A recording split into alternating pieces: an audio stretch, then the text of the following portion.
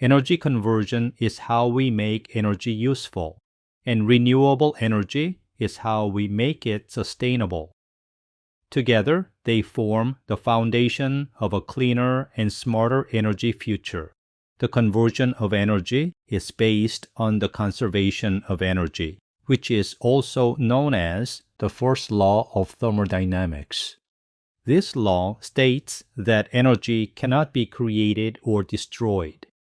It can only be transformed from one form to another. For example, when you turn on a lamp, the electrical energy from the outlet doesn't disappear. It's converted into light energy and heat energy. When you eat food, the chemical energy stored in the food is transformed into mechanical energy that allows your muscles to move, and thermal energy that keeps your body warm. Even though energy is conserved, not all energy transformations are useful. As in a running machine, some energy becomes unavailable for work and is often released as heat that dissipates into the environment. This is why machines, engines, and even our own bodies are not 100% efficient. Understanding this principle is crucial when we think about how we generate and use energy on a global scale. In every process, the total amount of energy in the system and surroundings remains constant. It just changes form. The units of energy that are widely used are the calorie and the joule. Among these, the joule is the SI unit of energy. SI stands for the International System of Units, which provides a standardized way to express measurements across scientific, industrial, and everyday applications, ensuring consistency and clarity in communication and calculation. Now, let's connect this to the way humanity produces energy. For over a century, our main sources of energy have been fossil fuels, such as coal, oil, and natural gas. These are forms of chemical energy stored in ancient organic matter that accumulated millions of years ago. When we burn fossil fuels, the chemical energy is released as heat, which can then be converted to electricity or used to power engines. However, while this process seems efficient and convenient, it has a major drawback. It produces carbon dioxide and other greenhouse gases as byproducts. These gases trap heat in Earth's atmosphere, a phenomenon known as the greenhouse effect. The greenhouse effect, in its natural balance, is actually a good thing. Without it, Earth would be far too cold to support life. But human activities, particularly the large-scale burning of fossil fuels, have greatly increased the concentration of greenhouse gases, including carbon dioxide, methane, and nitrous oxide. This enhanced greenhouse effect leads to global warming, the steady increase in Earth's average temperature.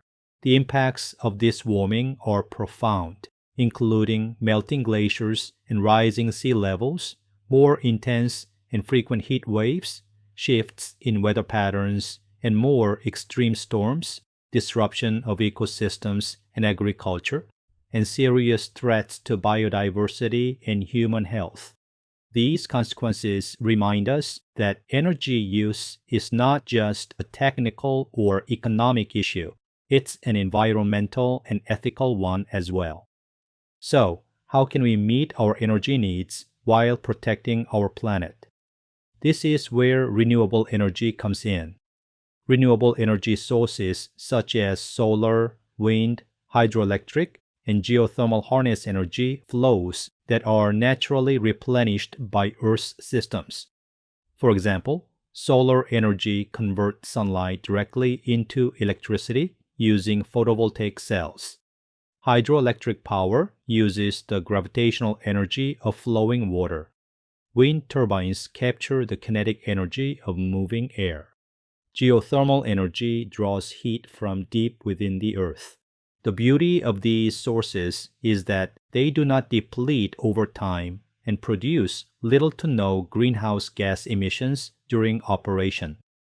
Transitioning from fossil fuels to renewable energy not only helps reduce pollution and carbon emissions, but also aligns with the first law of thermodynamics by transforming existing natural energy flows rather than extracting and burning finite fuels.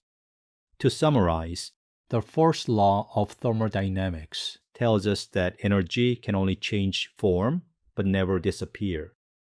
Our challenge is to transform energy in ways that are efficient, sustainable, and environmentally responsible. Renewable energy allows us to harness natural energy transformations without contributing to climate change. Reducing our reliance on fossil fuels is essential to slowing the warming of our planet and ensuring a livable future for generations to come.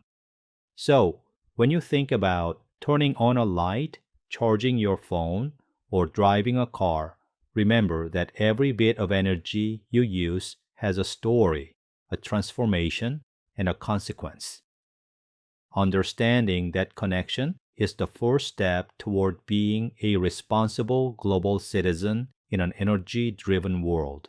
Now, please watch the additional video about renewable energy, which is linked in D2L under the module titled The Conversion of Energy. Now, let's try an online activity to reinforce our understanding of energy conversion. Log in to the course site on D2L. Click the Content tab at the top. In the left menu, open Lecture Material, then select the module titled 08, The Conversion of Energy. Under that module, find Lab 08 Energy Conversion and download a lab worksheet. Complete it as you work through the online simulation. Return to D2L and, under the same module, open Simulation, Energy Conversion. In the simulation, select the Intro window. Drag a thermometer in the top left corner and place it in the water tank. Drag another thermometer in the top left corner and place it in the olive oil tank. Check energy symbols in the top right corner. Examine the quantity of thermal energy that water stores and the thermal energy that olive oil stores. Drag an iron block and place it on one of the two heater-cooler devices. Start heating the iron block by pushing up and holding a button in the device until the iron block is saturated by thermal energy. Thermal saturation is reached when the quantity of thermal energy entering the block equals the quantity of thermal energy escaping the block. Place the hot iron block immediately into the water tank. Read the maximum temperature in the thermometer. Remove the iron block from water tank and place back to the heater-cooler device. Heat the iron block by pushing up and holding a button in the device until the iron block is saturated by thermal energy.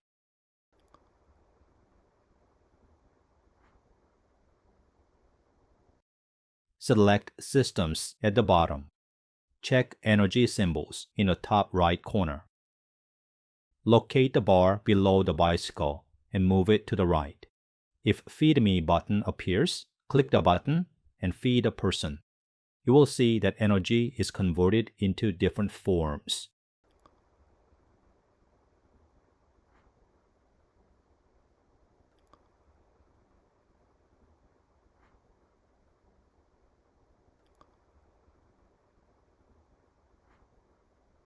Open the downloaded lab worksheet. Follow the step-by-step instructions and complete the lab worksheet.